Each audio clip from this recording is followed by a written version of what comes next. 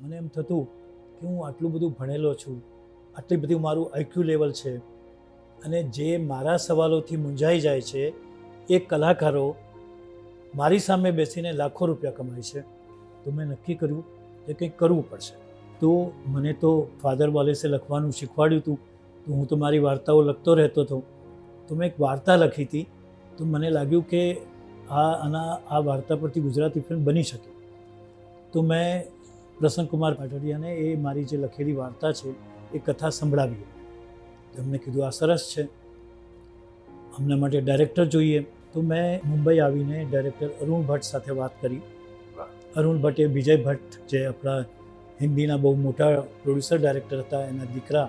અને અરુણ ભટ્ટ સાથે વાત કરી અને એના પરથી ફિલ્મ બની, જેમાં મોટા મોટા કલાકારો હતા. અને એ ફિલ્મનું નામ છે પારકી થાપણ. અને